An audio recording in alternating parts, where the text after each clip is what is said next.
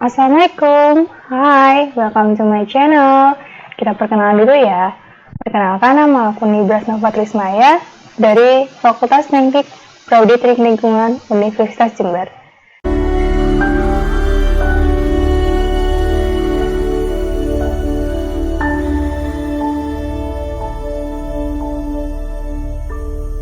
Sebelumnya teman-teman tahu tidak teknik lingkungan itu mempelajari tentang apa? Progres kerjanya seperti apa sih? Mungkin ada beberapa dari teman-teman yang sudah tahu teknik lingkungan itu apa, dan ada juga yang belum tahu.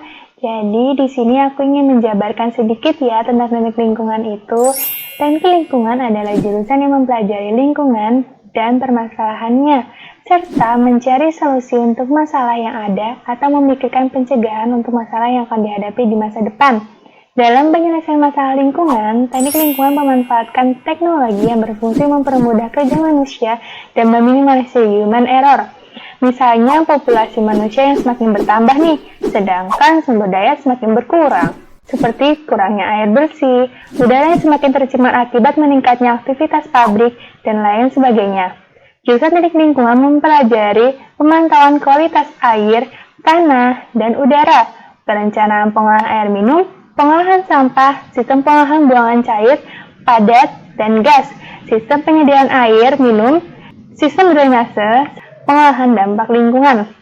Adapun mata kuliah yang dipelajari pada teknik lingkungan adalah mekanika fluida, statistika lingkungan, matematika rekayasa, kesehatan lingkungan, pengetahuan struktur, kimia lingkungan, mikrobiologi lingkungan, hidrologi dan hidrogeologi, epidemiologi lingkungan, pengolahan kualitas air, pengolahan fisik dan kimia, laboratorium lingkungan, pengolahan persampahan, teknik penyediaan air minum, pencemaran lingkungan, pencemaran tanah, pencemaran udara, drainase berkelanjutan, pengolahan sumber daya air, kebijakan dan hukum lingkungan, manajemen teknik lingkungan, desain teknik lingkungan, kesehatan lingkungan kerja, perencanaan dan pengolahan proyek, rekayasa lingkungan, infrastruktur dan sanitasi, bangunan air, fisika lingkungan, pengolahan limbah industri. Prospek kerja teknik lingkungan cocok nih buat teman-teman yang cinta pada lingkungan. Jika teknologi berdampak pada kerusakan lingkungan, tapi teknik lingkungan justru sebaliknya teman-teman, yaitu memanfaatkan teknologi untuk kemajuan manusia dan lingkungan secara seimbang. Adapun prospek kerja lulusan teknik lingkungan adalah konsultan lingkungan, ahli ekologi, ahli biologi, petugas konservasi lingkungan, petugas pengolahan limbah, manajer lingkungan, insinyur energi, pemeliharaan kualitas air, manajer pengolahan energi, ahli biologi industri, spesialis kesehatan dan keselamatan lingkungan, ahli hidrologi dan pengawasan pemenuhan lingkungan hidup. Jadi, menarik bukan jurusan teknik lingkungan itu? Teman-teman yang bingung nih mau kuliah jurusan apa, yuk daftar ke jurusan teknik lingkungan Universitas Jember. Lalu, di sini aku mau sharing ke kalian nih, gimana sih cara menghitung kebutuhan air bersih di gedung bertingkat? Kita langsung aja ya. Di sini aku sudah ada soal untuk dengan bangunan yang nantinya kan kita hitung kebutuhan airnya, dan di sini juga sudah ada ketentuannya untuk luas bangunan. Ini aku sudah buat tabel untuk mempermudah kita dalam menghitung kebutuhan air bersih. Jadi langsung aja ya, untuk bisa dapatkan dari luas denah yang tadi kita sudah tahu ukuran luasannya, kita totalin aja, menghitungnya sama dengan kita mengalihkan luas bangun datar pada biasanya. Kalau persegi ya persegi, persegi panjang ya persegi panjang, dikali aja panjang kali lebar, baru ditotalin biar cepet aja ya. Di sini untuk luas total bangunannya itu 4050 meter kuadrat. Karena di soal aku ini gedung bertingkatnya lantai 10, jadi untuk luas total bangunannya dikali 10. Kalau untuk luas lantainya itu tergantung soalnya kalian ya. Kalau misalnya dosen kalian atau guru kalian ngasih lantai 4, lantai 5, tinggal dikaliin aja total lantainya. Di sini aku soalnya itu lantai 10 gedungnya. Jadi tinggal dikali 10, tinggal ditambahin 0 aja ya. Jadi 40.500 meter kuadrat untuk luas total bangunannya. Lanjut untuk presentasi luas efektifnya. Untuk ketentuan untuk menghitung unit plumbing, kebutuhan air bersih itu ada di SNI 2015, SNI 2005 tentang plumbing, SNI 2015 tentang plumbing, dan buku Nurul Bambang dan Morimora. Di situ lengkap ketentuannya itu sudah ada, sudah dijelaskan dengan lengkap, sangat lengkap, dan kalian tinggal baca aja di sana ya. Lanjut untuk luas presentasi luas efektifnya.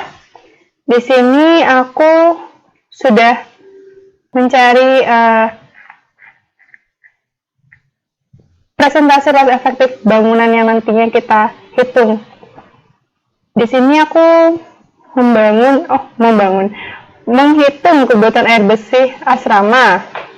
Jadi untuk presentasi luas efektifnya itu kita mengikuti apartemen ya. Jadi antara needs-nya itu antara 45 sampai 50%. Nah, kita ambil aja tuh antara 45 sampai 50% berapa? Semau kalian aja. Kalau aku di sini ngambil 48% ya. Jadi untuk presentasi luas efektifnya itu 48%. Oke. 48%. Oh ya. Lanjut luas efektif. Luas efektif itu luas total bangunan dikali dengan persentase luas efektifnya. Jadi tinggal langsung aja ya, sama dengan luas total bangunan dikali persentase luas efektif. Langsung didapatkan 19.440 meter kuadrat. Langsung penggunaan ruang. Untuk di sini itu sudah ada ketentuan di buku Nurul Bambang dan Morimora itu range-nya antara 5 sampai 10 meter kuadrat untuk penggunaan ruang satu orang. Kita ngambil sininya penggunaan ruangnya itu per orang 5 meter kuadrat aja deh. Lanjut untuk jumlah penghuni dan penduduknya itu langsung aja luas efektif dibagi dengan penggunaan ruang. Langsung luas efektif dibagi penggunaan ruang dihasilkan 3.888 orang. Itu untuk satu gedung 10 lantai. Lanjut untuk pemakaian air. Pemakaian air itu di sini aku tadi sudah ada tabel yang aku sebelumnya sudah kasih tahu. Di sini juga ada ketentuan pemakaian rata-rata sehari itu sama aja kayak pemakaian air ya. Jadi di sini sudah ada ketentuannya untuk asrama 120. Jadi langsung aja kita taruh di sini 120 liter. Lanjut untuk pemakaian airnya. Untuk pemakaian air itu sama dengan jumlah penghuni dikali dengan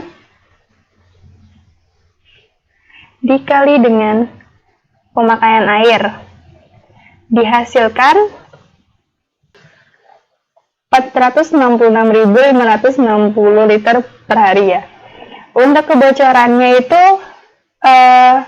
sudah ada ketentuannya juga, bisa kita ngambil 20% atau 30% tergantung lokasi dari gedung kita sendiri.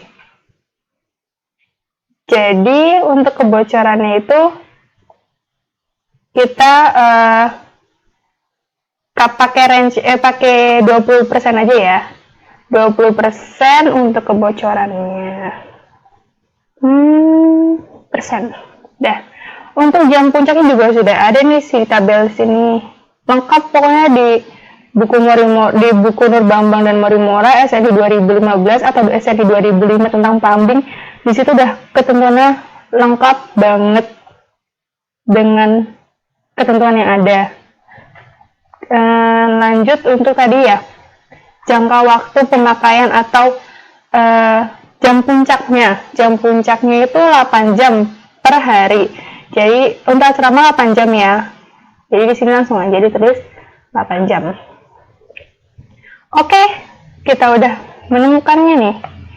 Sudah menemukan semua yang kita cari. Lanjut ke kita menghitung QD. QD itu debit rata-rata harian. Untuk QH itu debit rata-rata dalam jam. Untuk QH max debit maksimal dalam jam. Untuk QM max itu debit maksimal dalam menit.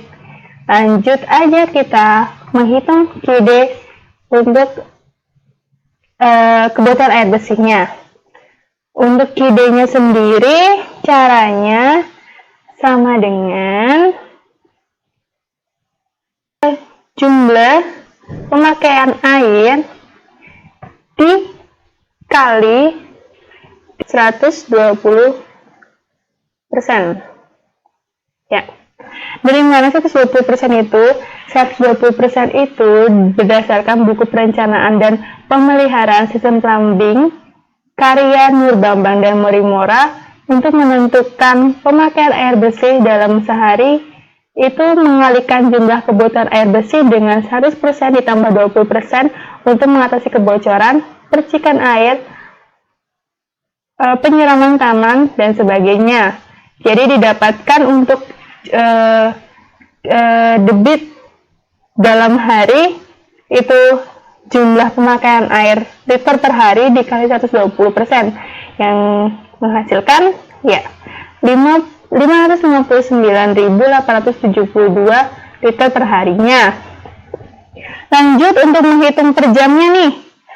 Gampang banget kan, QD-nya udah diketahui. QD itu kan dalam hari ya. Kalau misalnya QH kan berarti kan kebutuhan air jam puncaknya itu per hari 8 jam. Tinggal bagi aja. QD sama dengan dulu. QD dibagi dengan jam puncaknya 8. Jadi sama dengan, ya kita ketemu 69.984 liter per jam. Untuk menghitung QH max-nya itu menggunakan C1 dan C2. QH max dan QM max itu menggunakan C1 dan C2. Kalau QH max itu menggunakan C1, kalau QM max itu menggunakan C2. Jadi lanjut aja untuk QH max itu QH. Oh ya, C1 itu untuk menghitung pemakaian air pada jam puncak dengan mengasumsikan C1-nya itu diasumsikan sebesar 1,5 sampai 2. Aku ngambil cuma 2 aja ya, biar lebih mudah juga menghitungnya. 2 dan C2-nya itu range-nya antara 3,0 sampai 4,0. Di sini aku ngambilnya 4 aja deh. Lanjut untuk QH max, kan di sini QH liter per jamnya sudah ditentukannya. Jadi lanjut aja langsung sama dengan QH dikali dengan C1-nya. C1-nya itu 2. Dihasilkan ya 139.968 liter per jam untuk debit maksimalnya. Lanjut untuk QM max. QM max kan dalam menit ya. Jadi sama dengan QH liter per jam, debit dalam liter per jamnya dibagi 60 menit. 60 menit 1 jam. Karena ini dalam menit dan tadi QH-nya itu dalam jam, jadi dibagi 60 menit. 60 menit itu 1 jam. Jadi dibagi 60. Lanjut dikali dengan C2-nya. C2-nya 4. Lanjut. Set. Karena di sini koma, masa liter pakai koma sih? Nah, caranya itu sama dengan di sebelah sama dengan itu kita tulis di sini, kita tulis round up di samping C2-nya tadi dikalikan dengan